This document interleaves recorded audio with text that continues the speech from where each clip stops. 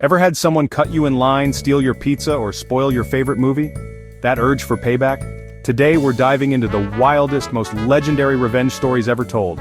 From ancient Greece to the Australian outback, from samurai warriors to angry birds. These tales are epic, hilarious, and sometimes just plain jaw-dropping. We're counting down 7 stories that will make you laugh, gasp, and maybe even take notes. Not that we're recommending revenge, but if you're going to do it, learn from the masters. So grab your popcorn, settle in, and get ready for a masterclass in getting even. If you love stories like these, hit subscribe and give us a thumbs up. Ready? Let's jump in. Let's start with the gold standard, the ultimate tale of revenge, a story that has captivated readers and audiences for generations. We're talking about a narrative so meticulously crafted, so brilliantly executed, that it has become the benchmark for stories of retribution. Edmond Dante, the Count of Monte Cristo, a name synonymous with calculated vengeance and masterful manipulation. Edmond had it all: love, a promising career, a bright future stretching out before him like an endless horizon, everything a young man could possibly desire. He was on the cusp of happiness, ready to embark on a life filled with joy and prosperity. But fate, as it often does, had other plans. His idyllic world was shattered when 3 friends betrayed him out of jealousy, their hearts poisoned by envy and their minds consumed by malice. They frame him as a traitor, weaving a web of lies and deceit that ensnares him in its cruel embrace. False accusations fly and the weight of injustice bears down upon him. And so, on what should have been his wedding day, the happiest day of his life, he's instead thrown into the infamous Chateau d'If, a grim fortress prison island that stands as a monument to despair. Years in a dungeon, isolated from the world and stripped of his freedom, nearly break him. The darkness threatens to consume him, and the weight of his unjust imprisonment crushes his spirit. But just when all hope seems lost, he meets Abbe Faria, a fellow prisoner, an intellectual and a man of profound wisdom who becomes his mentor and guides him through the darkness. Faria, recognizing Edmond's potential, takes him under his wing and teaches him everything: knowledge, unlocking the secrets of history, philosophy, and the arts. He expands Edmond's mind and ignites a thirst for learning languages, equipping him with the tools to navigate the complex social landscape he will one day re-enter. He becomes fluent in multiple tongues, a master of communication, and, most importantly, the secret of a hidden treasure, a vast fortune that will become the instrument of his revenge. When Faria dies, leaving Edmond with both knowledge and opportunity, Edmond escapes, using his mentor's meticulously planned strategy. He follows Faria's map, finds the treasure, and transforms himself from a wrongly accused prisoner into a man of immense wealth and power. He reinvents himself as the mysterious Count of Monte Cristo, a figure of intrigue and sophistication, a man who commands attention and respect. His enemies, now rich and powerful, pillars of society, don't recognize him in his new guise. They see only a wealthy nobleman, not the man they wronged years ago. Instead of direct confrontation, which would be too simple, too quick, Edmond orchestrates their downfall with precision, like a master chess player moving his pieces across the board. He ruins Danglars financially, stripping him of his wealth and leaving him a broken man. He exposes Fernand as a traitor, revealing his past betrayals and bringing about his public disgrace. And he drives Villefort mad by revealing his darkest secrets, shattering his sanity and exposing his corruption to the world. Each punishment fits the crime, meticulously planned and executed, slow and devastating, ensuring that his enemies suffer the consequences of their actions. Edmond's revenge isn't just about payback, it's about poetic justice, restoring balance to a world that has been thrown into chaos by the actions of his enemies. The lesson? Never underestimate the power of patience and planning.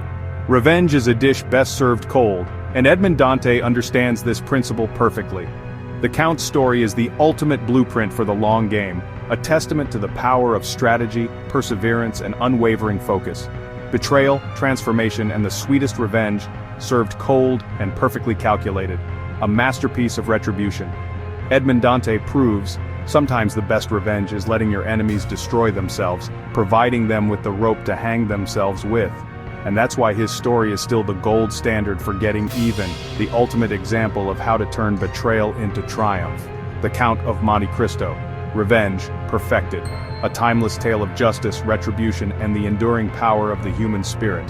Now let's see what happens when the tables turn, and the birds get their say. We're about to explore a different perspective, a new angle on the age-old theme of revenge. Imagine a nation declaring war on birds. A seemingly absurd concept, right? And losing. Not just losing a battle, but a full-blown war against emus, a flightless bird native to Australia. Welcome to the Great Emu War of 1932 Australia. A conflict so bizarre it's hard to believe it actually happened. But it did, and the outcome is as hilarious as it is humbling. After World War I, veterans-turned-farmers were promised land in Western Australia to start new lives. They faced harsh conditions and struggled to cultivate their farms. But soon, they faced a new, unexpected enemy. 20,000 emus devouring their crops. These weren't just a few birds pecking around. These were massive flocks descending upon the farms, destroying months of hard work in a matter of days. The farmers pleaded with the government for help. The government's solution? Send in the army with machine guns. Yes, you heard that right. The Australian military was deployed to wage war on emus. The emus, fast and clever, proved to be surprisingly formidable opponents. Dodged bullets like feathery ninjas. Their agility and speed made them incredibly difficult targets.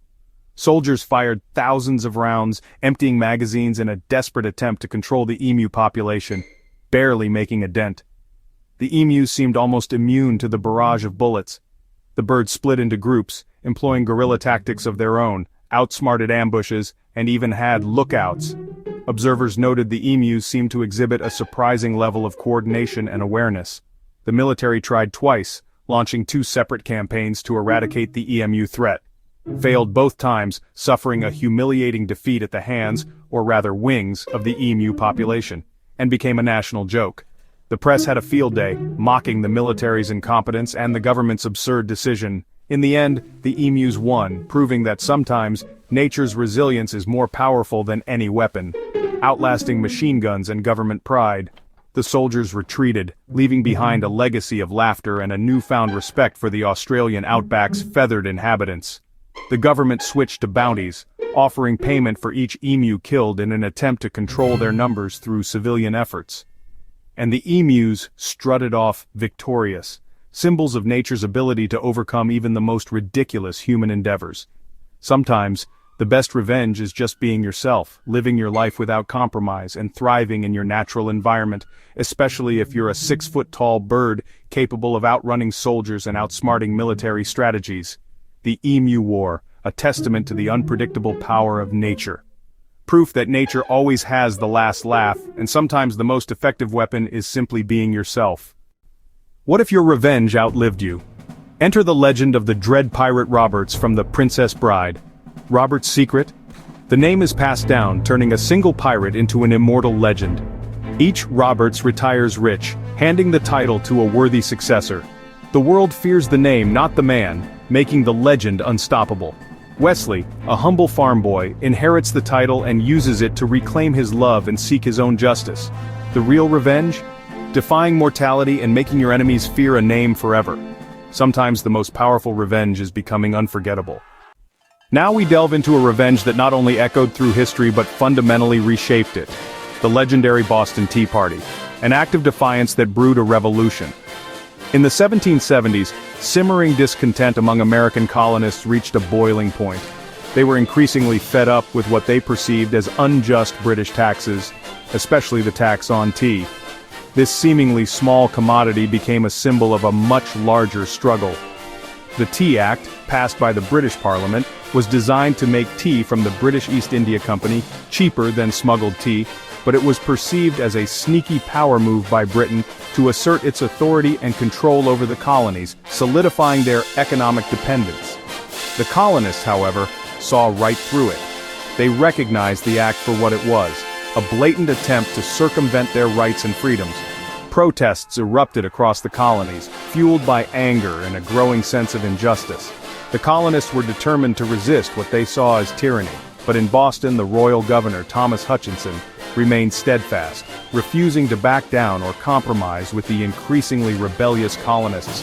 Enter the Sons of Liberty, a clandestine group of patriots dedicated to defending colonial rights. On the fateful night of December 16, 1773, members of the Sons of Liberty took action. They disguised themselves as Mohawk Indians, a symbolic act of defiance against British rule, boarded 3 British ships, the Dartmouth, the Eleanor, and the Beaver, and systematically dumped over 340 chests, totaling 92,000 pounds of tea into the icy waters of Boston Harbor. Notably, there was no theft of other goods, and no violence was inflicted upon the ship's crew. Just a bold, meticulously organized act of defiance designed to send a clear message to the British Crown. The British government, predictably, were absolutely furious, viewing the act as an open act of rebellion. But the message from the colonists was crystal clear. You can't force us to swallow your unjust rules and policies without facing the consequences of your actions. The Boston Tea Party served as a major catalyst, igniting the flames of the American Revolution, ultimately proving that sometimes the most effective form of revenge is making a powerful statement that resonates across the world and throughout history, a statement the world simply can't ignore. Time for the original surprise inside revenge, the Trojan horse.